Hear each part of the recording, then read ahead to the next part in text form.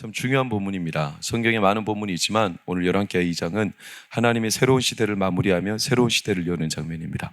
그리스도인은 제가 어떤 책 글귀가 아직도 잊혀지지 않는 게 얼음 위를 걷는 거라고 했습니다. 얼음이 큰 대형 얼음이 아니고 조각 얼음이죠. 그래서 얼음 위에 그리스도인이 가만히 있으면 안 돼요. 그 얼음은 언제가 녹을 거예요. 그러면 다음에 발 디딜 곳을 그리스도는 항상 바라봐야 된다는 거예요. 그리스도인이 세상이라는 바다에 풍덩 빠지지 않으려면 항상 그 다음 스텝을 염두하고 하나님의 뜻을 인도하심을 구해야 합니다. 근데 그 얼음 위에 가만히 서 있는다는 것은 세상 말로 안주하면 그 사람은 바다에 풍덩 빠지게 되어 있어요. 여러분, 그리스도인이 특권을 잃어버리는 건 거기서 와요. 미래가 있는데 자꾸 과거로 회귀하는 거예요. 그리스도인의 특권은 다른 게 아니에요. 하나님께서 우리를 경주자로 비유하셨어요. 바울서신에 표대를 향하여 달려갈 수 있도록 미래를 열어주신다는 겁니다. 믿으시기를 축원합니다. 그래서 그리스도인은 미래를 열어가는 사람이에요. 그런데 사람들은 안정을 핑계로 미래에 대한 것보다 현상 유지를 하려고 해요. 여러분, 현상 유지가 가능합니까?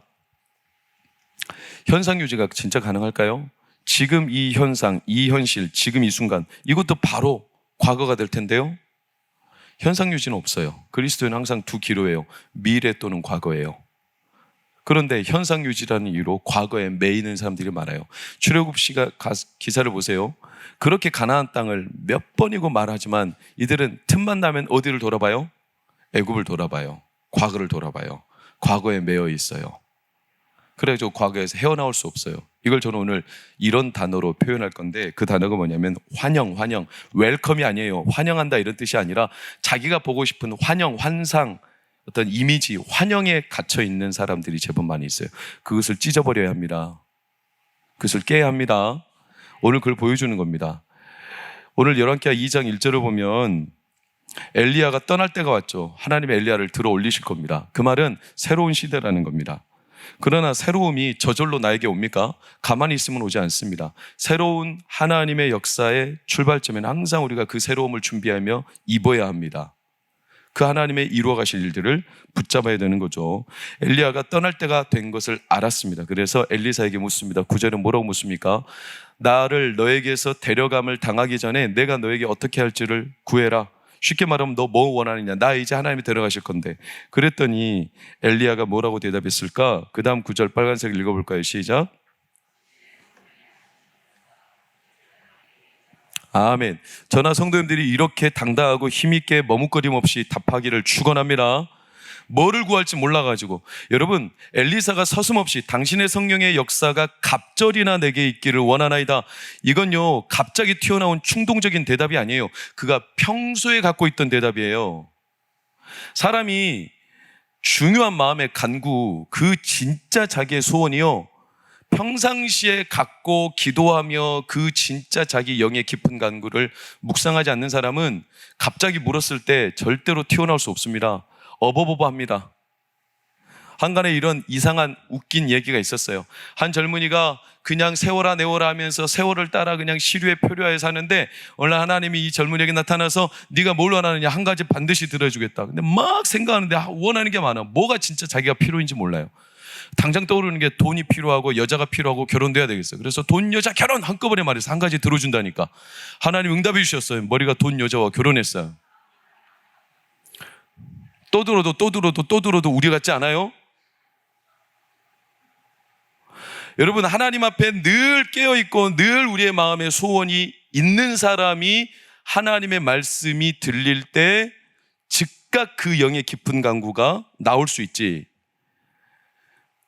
갑자기 충동적으로 내 영의 깊은 간구 절대로 튀어나올 수 없어요. 엘리사는 명확한 거예요. 성령의 역사가 나에게 있기를 원합니다. 저는 동광교회와 저와 우리 성도들 안에 성령의 역사가 가장 영순위로 일어나기를 축복합니다. 이거 외에는 다른 게 없어요. 그러자 엘리야가 뭐라고 대답합니까? 10절을 보십시오. 네가 어려운 일을 구한다. 좀 이상한, 좀 생뚱맞아, 앞뒤가 안 맞아요. 아니, 원하는 걸 말하라고 해놓고서는 네가 어려운 일을 구한다. 이렇게 문맥으로만 따져보면 엘리야가 마치 그건 좀 너무나 어려우니까 못 들어주겠는데 이렇게 답하는 것처럼 보이지만 그런 뜻이 아니고, 이 어려운 일, 어렵다, 히브리어로 카시아라는 단어는 완고하다, 고집스럽다, 이런 일을 말해요. 엘리야는 얼마든지 들어줄 수 있어요. 하나님이 들어주실 겁니다. 그런데 뭐가 문제냐면 고집스럽다, 사람이 이 완고하다, 애굽왕 바로가 마음이 강팍했다. 그래서 지금 당장 모세가 재앙을 내릴 때는 알겠어 해놓고 다시 마음이 어떻게 돼요? 돌아가 버리죠. 이스라엘 백성들이 항상 목이 뻣뻣하죠. 그러니까 나올 때는 기쁨으로 나오는데 계속 애굽을 돌아가 버리죠. 이걸 말하는 거예요. 어렵다. 뭐가 어렵냐? 줘도 우리의 마음이 다시 처음으로 돌아가 버린다는 거예요. 고집스럽게. 이해가 되십니까? 인간은요, 생각보다 본성이 고집스러워요. 그래서 성령의 일하심을 보면서도 자꾸 그 사이에 그 막간에 자기 생각이 이게 맞나? 계산하고 따지고 판단하고, 성령의 일하심을 보면서도 자기 생각이 계속 개입되는 거예요. 한마디로 성령의 일하심을 순수하게 받아들이기가 참 어렵다는 거예요. 왜? 그 안에 자기의 완고함, 자기 고집대로 틀어버리고 자기 고집대로 판단하는 일들이 너무나 많다는 거예요. 여러분, 성령을 회방하는 일이 다른 데 있지 않고 가장 궁극적인 이유는 내 안의 완고함입니다. 성령의 능력이 없는 게 아닙니다. 하나님의 능력이 없는 게 아닙니다. 가장 역설적인 것은 내 안의 완고함이 성령의 능력을 틀어버리는 겁니다. 우리가 신선한 음식을 받을 수 있습니다. 쿠팡 프레쉬, 그렇지 않아요? 오늘 저녁이라도 주문하면 내일 아침 7시, 6시에 쿠팡 프레쉬에서 신선한 음식이 와요. 음식을 받을 수는 있어요. 그러나 신선한 음식을 유지하는 것이 훨씬 어려운 거예요. 그렇지 않습니까? 여러분, 성령은 순결한 영이십니다. 믿으십니까? 성령은 통달하는 영이십니다. 믿으십니까? 성령은 인간적인 계산이나 판단이나 인간적인 어떤 이런 따지는 게 없어요. 성령 그냥 하나님의 뜻 그대로를 이루시는 분이십니다. 우리 가운데 성령을 부어주시기를 축원합니다. 누구나 체험할 수 있습니다. 문제는 뭐냐? 성령을 부어주셔도 그 순결한 성령의 체험과 임재를 유지하는 게 어려워요. 왠 줄 알아요? 완고해요. 자기 생각이 또 들어가는 거예요. 또 판단하고 있어요. 또 계산하고 있어요. 하나님의 부르심이 있었거든요. 초심이 있었거든요. 분명히 하나님은 그때 말씀하셨거든요. 그런데 하루가 멀다고 또 자기 생각으로 완고하게 어렵게 일을 만드는 거예요. 이게 오늘 말씀의 뜻이에요. 어려운 일을 구하는 거다. 나는 얼마든지 줄 수 있다. 얼마든지 성령의 일을, 능력을 구할 수 있고 줄 수 있다. 그러나 사람에게 참 어려운 일이다. 왜냐? 완고하다, 고집스럽다, 당연하다. 왜냐? 우리는요, 너무나 자기 환영이 많아요. 환영.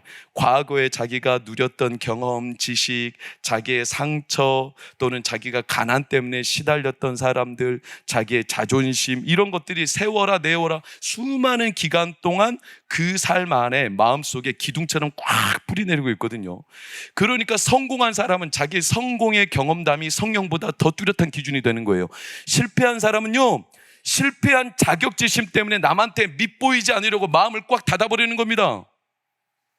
자기 안에 갇혀버린 환영이 얼마나 많은지 몰라요. 그러니 성령의 개입이 없어요. 틈이 없어요. 틈이. 여러분, 하나님의 능력이 없는 것 같아요. 성령의 임재가 없는 것 같아요. 그렇지 않습니다. 놀랍게도 내가 만들어 놓은 환영이 일을 어렵게 만드는 겁니다. 여러분, 간단해요. 믿으십시오. 말씀 그대로 믿으십시오. 간단하잖아요. 예수님 말씀하셨어요. 너희는 예면 예, 아니면 아니요. 둘 중 하나다. 중간에 뭐 그렇게 많냐? 하나님의 말씀이면 말씀이고, 말씀이 아닌 거는 말씀이 아닌 거지. 말씀은 맞는데 이건 좀 내 생각으로는 그게 왜 이렇게 많아요? 우리의 완고함이에요. 나도 모르는 완고함, 내 경험, 내 지식, 내 수많은 내 영혼 안에 가득 차 있는 환영. 계속 판단하죠. 여러분, 우리 일상 속에서도 그런 일들은 다반사로 경험할 수 있어요. 조직이나 기관이나 교회도 많아요. 관료주의라고 하죠. 관료주의가 뭡니까? 한마디로 결제가 너무나 많아요. 아니, 이 사람 저 사람 다 간섭하고 다 확인해야 돼. 그래야 그 사람 결제하기까지 결제 시간이 무려 7시간, 8시간 걸려요. 왜냐하면 사람마다 다 자식대로 판단해가지고 다 브레이크를 걸어요. 맞으면 맞고 틀리면 틀리고. 관료주의가 일을 어렵게 만들지 않아요? 여러분, 우리나라 강릉 공비 침투했을 때 강원도 앞바다에서 최상급 부대까지 보고되는 시간이 8시간인가 걸렸어요. 그동안 뭐 했을까요? 아니, 전화 한 번 돌리면 5분 만에 다 보고될 수 있는 거. 근데 중간에 다 책임자들이 이거는 긴가 아닌가 계속 판단하다가 8시간 걸렸어요. 이미 북한군 다 침투하고 들어오고도 남았어요. 일을 어렵게 만드는 거예요. 유머 이해하고 들으십시오. 집에 불이 났어요. 꼬맹이가 말도 짧아요, 혀가. 그래가지고 119에 전화했어요. 아저씨 우리 집 불났어요. 이런 전화는 반드시 장난 전화다. 소방관은요 딱 고정관념이 있어요. 장난 전화. 이놈 새끼. 뭐라고? 우리 집 불났어요. 뭐라고? 우리 집 불났어요. 자꾸 짧은 말로 대답하니까 소방관도 신이 났어요. 한 번만 더 말해봐. 우리 집 다 탔다 떼끼야. 이미 다 타버렸어요. 언제까지 따져 물을 거예요? 목회자들이나 신앙생활을 오래 한 사람들 오해하지 마십시오. 저희 같은 사람들의 가장 맹점이 뭐냐? 쿨병 들어보셨어요? 쿨병? 쿨병이 뭐냐면 쿨한 척 하는 거예요. 괜찮대. 속은 아니면서 괜찮대. 괜찮은 척, 믿는 척, 아닌 척. 뭐뭐 해야 된다. 내가 그려오는 환영이 목사라면 이 정도는 해야지.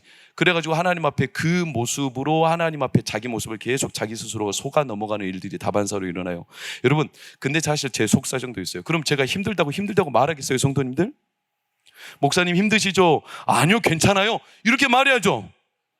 왜냐? 제가 울면요, 성도님들이 운다고 또 뭐라고 해? 또 우냐고. 그만 좀 울라고. 우리 교회 말고 딴 교회 가요. 그리고 제가 안 울면 또 뭐라고 하겠어요? 피도 눈물도 없는 매장한 인간이라고 막. 어디다 장단을 맞춰야 겠어요? 예수님의 마음을 제가 감히 견주어 보면 누가복음 7장 33절 34절 보세요. 예수님이요 세례 요한이 와서 떡도 안 먹고 포도주도 안 마시니까 그들의 하는 말이 그들의 계산하고 판단하죠. 귀신 들렸어. 세례 요한 귀신 들렸어. 그런데 예수님 와서 떡도 먹고 포도주도 마시니까 뭐라고 해요? 먹기를 탐하고 포도주를 즐긴대요. 어디다 장단을 맞춰야 돼 도대체?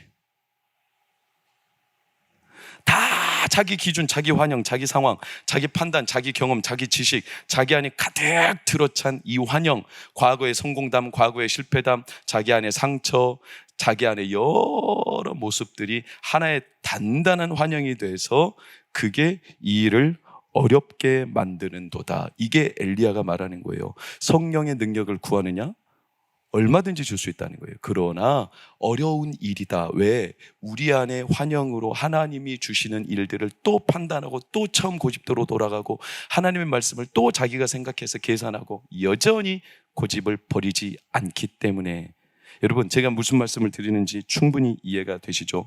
하나님의 능력이 없는 게 아니고 성령의 일하심이 없는 게 아니고 명확히 말하면 우리가 하나님의 능력을 어렵게 만드는 겁니다.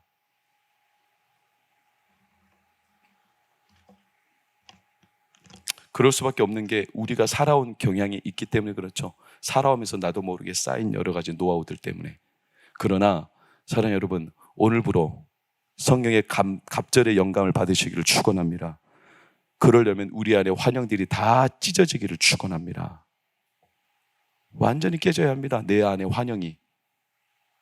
내가 만들어 온 여러 가지 이미지가. 하나님이 왜 10계명 2계명에 너희는 나를 위하여 새긴 우상을 만들지 말라고 했겠어요? 하나님의 형상, 하나님의 우상을 만들지 말라. 왜냐하면 자기가 그리고 싶은 대로 하나님을 그리지 말라는 거예요. 그래서 그 모습에서 벗어나는 건 하나님이 아니다. 이렇게 하지 말라는 거예요. 제가 재밌는 걸 본문에서 보여드릴게요. 이 엘리사가 성령의 영감을 갑절을 구할 때 그 옆에 엘리사만 있었냐? 엘리야의 제자들이 많았습니다. 수많은 지역에 베델에, 길갈에, 요단에, 여리고에. 오늘 수치상으로 들어가는 숫자만 50명이니까 그 외에도 수백 명이 있었을 거예요. 엘리사가 성령의 영감을 구할 때 그 제자들도 똑같이 구해야 되는 거 아니겠어요? 여러분, 저만 성령 받으면 됩니까? 여러분도 성령 받으시기를 축원합니다. 다 받아야죠. 다 받아야 합니다. 엘리사가 성령의 영감을 구할 때 그 제자들은 뭐 했는 줄 아세요? 3절, 5절, 7절을 보세요. 빠르게 봅니다. 베델에 있는 선지자의 제자들이 뭐라고 합니까? 당신의 선생을 당신의 머리 위로 데려가실 줄 아시나이까? 5절도 보세요. 여리고에 있는 선지자의 제자들이 당신의 선생을 당신의 머리 위로 데려가실 줄 아시나이까? 7절을 보세요. 선지자의 제자 50명이 가서 멀리 서서, 이들은요 오늘 엘리야를 하나님이 데려가실 걸 알고 있습니다. 정확하게 알고 있습니다. 그러니까 엘리야한테 말하는 거죠. 오늘 엘리야를 하나님이 걷어가실 텐데 그 영감이 누구에게 임할까? 누구에게 임할까? 엘리사 당신 알고 있어요? 빨리 가서 달라고 하세요. 지들은 안 가. 아니 다 받아야 될 거 아니에요? 자기들도 제자 아니에요? 말부터가 이상해. 당신의 선생, 내 선생은 아니에요? 멀리 서서 남 얘기하듯이.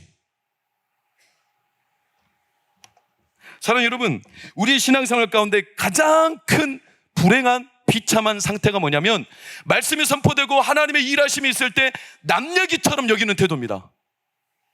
남 얘기라는 거예요. 남 얘기. 그래서 하나님의 말씀을 들었어요. 오늘 감동이 되었어요. 오늘 나에게 도전이 되었어요. 그런데 나가는 순간 그 말씀보다 환경이 더 커서 말씀을 버려버려요. 결정적인 순간에 하나님이 입히시는 성령의 감동과 능력과 그 말씀의 능력을 환경 때문에 버려버려요. 초심을 버려버려요. 이 말씀, 성령의 영감을 갑절로 주십시오. 우스갯소리입니다.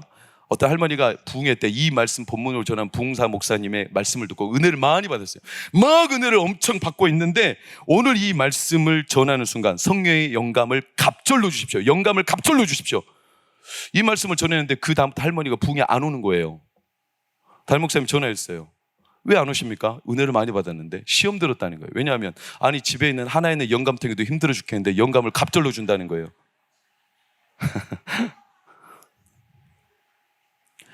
말씀을 자기가 듣고 싶은 대로, 자기가 오해해서, 자기가 가둬놓은 환영에 원하는 말씀이 아니니까 쳐내고, 이게 자기에게 서운하니까 쳐내고, 그래서 말씀의 옷을 버려버리고 환경으로 말씀을 버리는, 말씀으로 상황을 이기거나 아니면 상황을 때문에 말씀을 버리거나 둘 중 하나거든요. 얼마나 말도 안 되는 결과입니까? 이들은요, 자기들은 가지도 않으면서 엘리사 보고 가래. 성령을 받으래. 왜? 이들은 환영에 붙잡혀 있는 거예요. 어떤 환영일까요?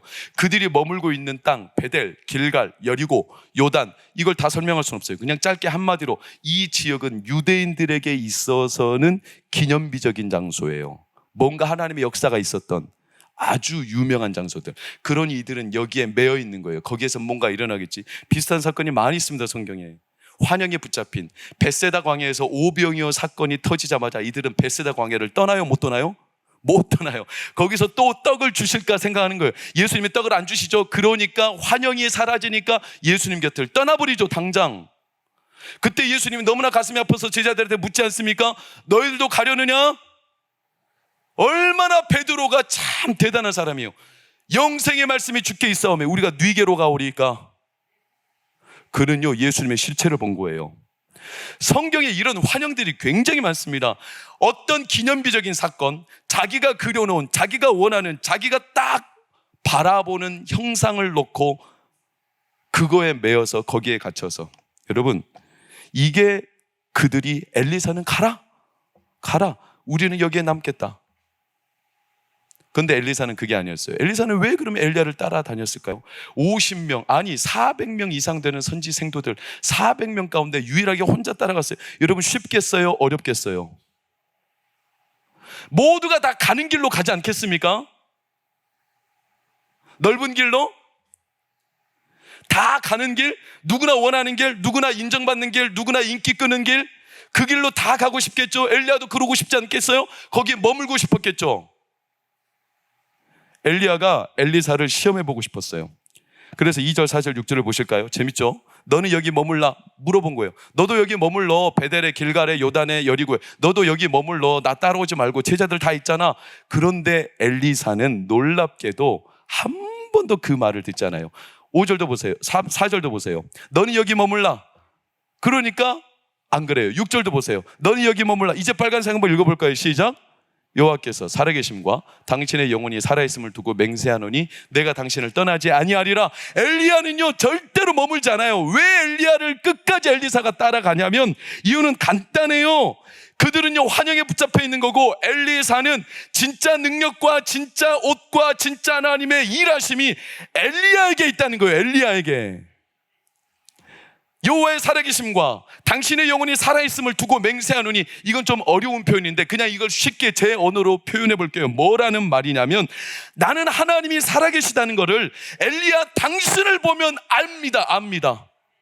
베델에 있다고 하나님이 살아계신 걸 보는 게 아니고, 길갈에 있다고 하나님 살아계심을 보는 게 아니고, 여리고에 있다고 하나님 살아계심을 보는 게 아니라 엘리야 당신을 보니까 하나님이 살아있네요. 난 그러니까 엘리야 당신 떠나지 않을 거예요. 당신을 끝까지 따를 겁니다. 당신이 실체고 당신이 진짜인데 내가 왜 다른 환영을 따라다닙니까? 엘리야 당신을 끝까지 쫓아갈 겁니다. 이게 엘리사가 진짜 본 능력의 실체예요. 여러분, 그러니까 엘리야가 엘리사한테 너 여기 머물러. 이건요 일종의 테스트예요. 테스트. 이놈도 다른 제자들처럼 환영을 쫓아 자기 그림에 원하는 것을 쫓아가고 있는지, 아니면 여기 머물라고 3번이나 말하는데도 이 사람이 나를 따라올지, 이걸 시험하고 있죠. 근데 엘리사는 3번 다 엘리야만 쫓아다녀요. 사랑하는 여러분, 교회를 다닐 때, 믿음 생활할 때, 하나님을 믿을 때, 여러분 우리 안에 환영이 아니라 하나님의 실체와 능력을 경험하고 그걸 따라가시기를 축원합니다. 세상이 거꾸로 가도 우리는 옳은 길을 가야죠. 세상 10,000명, 100,000명, 1,000,000명이 저기를 가도 하나님의 능력이 여기에 있으면 동광교회 나오고 동광교회 안에 사람을 바라보시기를 축원합니다. 하나님의 살아계심, 엘리야를 당신을 보니까 내가 알겠다. 제가 인간적으로 좀 외람된 질문을 할게요. 저를 보면 하나님의 살아계심을 느끼세요? 아이고 빨리 대답해 주셔서 감사해요. 시험 들 뻔했네. 저를 보면서도 하나님의 살아계심이 긴가민가 뭐 손목상은 뭐 소리만 빽빽 지르지 뭐 하나님, 이렇게 된다면 저는 가짜죠. 가짜. 여러분 축복합니다. 여러분을 볼 때 사람들이, 여러분의 가족이, 여러분의 형제가, 여러분의 자녀들이, 여러분의 이웃 사람들이, 아 진짜 저 장로님, 저 권사님, 저 집사님 보니까 하나님이 살아계시구나, 이렇게 여러분을 따라가고 싶은 마음이 일어나기를 축원합니다. 이거죠. 엘리사는 그걸 한 거예요. 엘리야가 진짜라는 거예요. 엘리야에게 하나님의 영감이 있다는 거예요. 그를 따라야 된다는 거죠. 그러니까 다른 거 의미 없다는 거예요. 베델이고 여리고고 길갈이고 요단강이고 그들의 할아버지가 와도 아무 소용없다는 거예요. 그냥 엘리야만 따라다니다가 엘리야에게 내가 임했던 영감이 나에게도 임하기를 원합니다. 그래서 그가 바랬던 한 가지 상징적인 행동이 뭐냐면, 엘리야의 겉옷이 나에게 떨어지기를 바란 거예요. 그의 겉옷, 내가 그 옷을 입을 수만 있다면, 내가 그 옷만 입을 수 있다면, 여러분 이게 엘리사의 간절한 소망이었죠. 여러분 그 하나님의 능력과 영감을 바라보는 사람은요 엘리사처럼 그 겉옷을 간절히 바랍니다. 강남에 세브란스 병원에 가면요 유명한 송석원 선생님이 계세요. 그분요 명입니다. 어떤 명이냐면 흉부외과 중에서도 대동맥 명입니다. 여러분 대동맥 의사가 전국에 20명밖에 없어요. 1년에 내과를 지망하는 레지던트는 무려 800에서 1000명인데 1년에 흉부외과 가운데 대동맥이라는 이 과를 지망하는 레지던트는 딱 20명밖에 없어요. 그렇게 힘들어요. 왜냐? 사망률이 높아요. 이분요 어마어마한 사람들 가운데 15등한 석학이에요. 석학. 그런데 다 기피하는 대동맥 그 과를 간 거예요. 친구들이 의아한 거예요. 아니 네 정도 실력이면 편한 길, 넓은 길 갈 수 있는데 왜 그 길을 가는 거야? 왜 그 옷을 입으려고 하는 거야? 근데 이분이 인턴 시절에 그 대동맥 명의 스승으로부터 실습을 받을 때 충격적인 경험을 했어요. 실습을 하잖아요. 대동맥이니까 어디를 열겠어요? 심장을 열죠. 심장이 대동맥이니까 심장을 열어서 심장을 만져주게 하는데 그때 흥분이 된 거예요. 왜? 심장이 뜨겁더라는 거예요. 그러면서 그 스승님이 한마디 하셨어요. 이보게 자네도 마음이 따뜻한 의사가 되게. 이 한마디가 그의 영혼을 강타했어요. 그래가지고 이 송석원 선생님이 그때부터 나도 저 대동맥 외과 의사 옷을 입을 거야. 막 가슴이 뜨거워져가지고. 여러분, 하나님의 살아계심을 본 사람은 예배와 기도와 찬양과 모든 상황 가운데 하나님의 능력을 경험한 사람은 가슴이 뜨거워져서 그 옷 입기를 간절히 소망하는 겁니다. 남들은 꺼리는 옷인데 나에게 성령의 옷을 입혀주십시오. 나에게 엘리야가 입었던 그 겉옷을 입혀주십시오. 이게 엘리사의 심정이죠. 여러분이 하나님을 따르는 건지 환영을 쫓고 있는 건지 어떻게 알 수 있습니까? 여러분, 하나님을 따르고 계십니까? 아니면 환영을 붙잡고 계십니까? 어떻게 알 수 있습니까? 간단합니다. 오늘 말씀 12절 13절을 보세요. 엘리사가 공중 위로 오르는 것을 보며 그의 겉옷이 떨어질 때 자기 옷을 어떻게 해요? 찢어버려요. 찢어버렸다는 것은 자기 옷을 한켠에 벗어놓고 있다가 엘리야의 겉옷을 입어보고 이게 안 맞으면 이걸 다시 벗고 자기 옷을 다시 입겠다, 이런 얄팍한 수수가 아니라 엘리야의 겉옷을 입기로 이미 작정하고 그 겉옷에 대한 뜨거움과 확신이 있기 때문에 자기 옷 이제 더 이상 입을 필요 없다는 거예요. 이 옷을 찢어버렸다는 거예요. 입지 않겠다는 거예요. 미련이 없다는 거예요.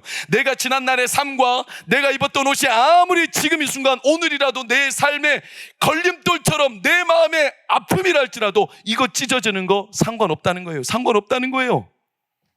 내 경제적인 문제, 내 가정의 문제, 내 삶의 여러 가지 도드라진 문제, 그 문제를 해결하고 싶어서 세상으로 뛰어보고 여러 가지 내가 입고 싶었던 옷이 있죠.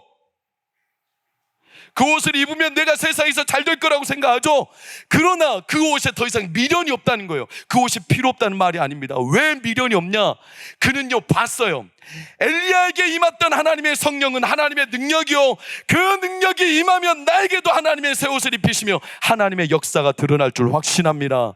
이 마음을 알기 때문에, 이 확신이 있기 때문에 엘리야는요, 그의 겉옷을 찢어버리는 거예요. 찢어버려요. 미련이 없어요. 그게 엘리사가 확신했던 성령의 옷이에요. 성령의 옷. 사랑하는 여러분, 겉옷이 떨어졌다고 모두가 능력을 입는 거 아닙니다. 옷이 떨어졌다고 다 그 옷을 입고 걸치고 능력을 나타내는 거 아니에요. 성경에는요, 옷을 걸쳤던 사람 가운데 옷을 모독했던 사람들 얼마나 많습니까? 여러분 보세요. 예수님이 십자가에 못 박혀 죽으실 때 예수님의 그 옷을 제비 뽑아 나누며 기념품으로 삼지 않습니까? 옷을 사모하고 옷을 입는다 해야 능력을 입는 거 아니에요. 결국에 자기에게 맞는 옷 아니면 벗어버리고 예전 옷을 다시 입게 되어 있어요. 여러분에게 찢어져 버려야 할 환영, 그 옷은 뭡니까? 여러분 죄송합니다. 그러나 이 시간 믿음으로 선포합니다. 성령이 우리 가운데 임하시면 반드시 내가 걱정했던 일들도 하나님이 하나님의 방법대로 이루어 가십니다. 경제적인 옷 때문에, 경제적인 수단으로 너무나 골머리 아파하지 마세요. 가정의 다른 문제 때문에, 그것 때문에 다른 옷을 입으려고 너무나 궁구하지 마세요. 우리에게 주신 진짜 옷은, 내 옷이 찢어져도 성령의 옷을 입으실 때 하나님은 그 옷을 통하여 능력을 드러내시죠. 성경의 공통점이 뭡니까? 한결같이 하나님의 능력을 입었던 사람은 항상 자기 옷을 찢었다는 거예요. 다윗을 보세요. 사울의 갑옷을 입었지만 애초에 그는 알죠. 사울의 갑옷이 자기 옷이 아니라는 걸 알아요. 벗어버리죠. 요셉 어떻습니까? 보디발의 아내가 요셉을 유혹할 때 요셉이 그 옷을 찢어버리죠. 자기 옷이 아니라는 거예요. 선지자를 비롯하여 히스기야, 이런 수많은 사람들은요, 하나님의 은혜와 능력과 치유, 하나님의 성령 역사가 임하기를 바랄 때 한결같이 공통점이 뭐냐? 자기 옷을 찢고, 지금까지 입었던 옷을 찢고 미련을 두지 않고 하나님의 옷이 입혀지기를 간절히 소망했어요. 엘리사가 소망하듯이 여러분, 그 엘리사에게 엘리야의 겉옷이 떨어진 거예요. 이것은요, 엘리사가 충동적으로 구한 게 아닙니다. 이미 10년 전에 열왕기상 19장 19절을 보세요. 엘리사를 처음 부를 때 엘리야가 그의 겉옷을 엘리사에게 던졌거든요. 이때부터 엘리사는 엘리야의 겉옷을 흠모했던 거예요. 저 옷이 나에게도 입혀지기를. 10년이에요 10년 동안 매일같이 나에게 그 옷이 입혀지기를, 나의 그 옷이 입혀지기를. 동광교회, 저 목회한 지 지금 4년 5년 되어가요. 사랑하는 하나님, 동광교회 안에 성령의 옷을 입혀 주시옵소서. 성령의 옷을 입혀 주시옵소서. 그리하여 이 옷이 입혀질 때 성도들의 애환과 아픔과 문제와 질병과 죽을 병들과 어둠의 권세와 악한 영들이 예수 이름으로 떠나가게 하여 주시옵소서. 오늘날 우리에게 입혀주시는 엘리야의 겉옷은 뭘까요? 오늘날 우리 엘리야의 겉옷을 볼 수 없어요. 그러나 엘리야의 겉옷이 오늘날은 뭐냐면 그 성령의 옷은 디모데후서 3장 16절을 보면요, 모든 성경은 하나님의 영의 감동으로 됐죠. 오늘날 엘리야의 겉옷은 말씀이에요. 말씀. 엘리사가 하나님의 영이 갑절로 임하기를 바랬다는 것은 갑절 2배, 이건요 2배로 큰 은혜를 바랬다는 뜻이 아니라 유대의 전반적인 배경으로 보면 아들이, 장자가 아버지한테 유산을 요구할 때 나에게 갑절의 유산을 장자에게만 주는 거예요. 장자에게만. 엘리사는 간절히 원했어요. 하나님, 제가 엘리야에게 임했던 그 능력을 엘리야의 아들처럼 내가 입기를 원합니다. 그 아버지에게 그 아들이 입혀주듯이 하나님이 예수 그리스도에게 옷을 입혀줄 때 그 능력이 그 따르는 제자들에게 입혀지듯이, 그래서 엘리사가 엘리야가 하늘로 오를 때 뭐라고 말하냐면 내 아버지요, 내 아버지요. 여러분, 우리는 하나님의 자녀입니다. 믿으십니까? 우리는 하나님의 아들들입니다. 믿으십니까? 우리는 하나님의 상속자입니다. 믿으십니까? 우리는 예수 그리스도 그 상속자, 그 맏아들을 통하여 우리가 세상에서 구원받은 하나님의 장자들입니다. 믿으십니까? 그렇다면 우리도 하나님의 영감을 구할 때 그 성령의 옷을, 말씀의 옷을 갑절로 입혀주십니다. 입혀주십니다. 그래서 누가가 아들을 위하여 하나님이 뭘 주시겠다, 누가복음 11장 13절을 보세요. 하물며 자식, 세상의 아버지도 자식에게 좋은 걸 주는데 하늘에 계신 아버지가 자기 자식에게, 자기 아들에게 성령의 옷을 주시지 않겠느냐.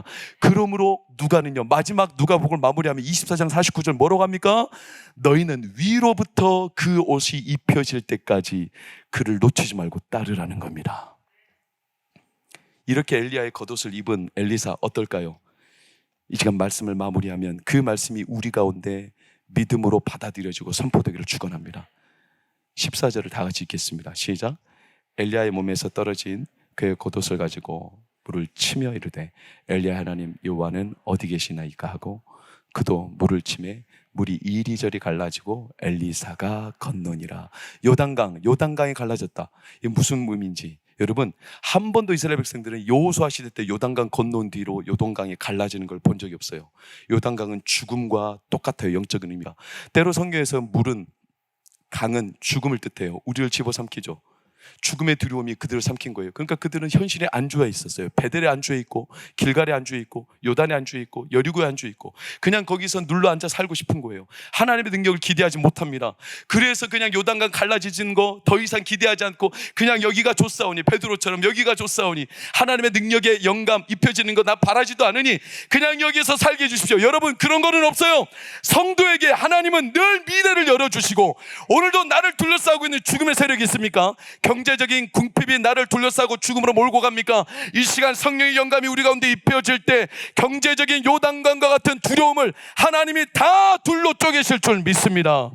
질병으로 나를 둘러싸고 있습니까? 이 시간 예수 그리스도의 이름과 성령의 능력으로 선포합니다. 나를 둘러싸고 있는 질병의 권세가 그 성령의 능력과 영감 앞에 둘로 쪼개질 줄 믿습니다. 여러분의 가정에 반복적으로 일어나는 악한 습성들과 많은 중독과 아픔과 고난과 애통함들이 있습니까? 오늘 이 시간 예수 이름으로 선포할 때 여러분의 가정에 반복되는 영적인 어둠과 고난들이 요단강 갈라지듯이 갈라질 줄 믿습니다. 왜냐하면 하나님은 예수 그리스도를 죽은 자 가운데서 살리셨고, 그 죽은 자 가운데서 살리신 하나님의 능력이 오늘 성령을 통하여 예수를 영접한 누구에게라도 하나님의 능력의 옷은 입혀지기 때문입니다. 그래서 오늘 우리는 그 성령의 옷을 사모하며 확신하며, 하나님 나에게도 하나님의 아들이니 엘리사처럼 하나님의 영감이, 성령의 그 영감이 엘리사에게 입혀줬던 그 겉옷, 말씀의 능력이 나에게도 입혀지게 하여 주시옵소서. 이 마음을 가지고 담대히 주를 바라보며 뒤를 돌아보지 말고 힘껏 앞을 향하여 전진하시길 예수 이름으로 축원합니다.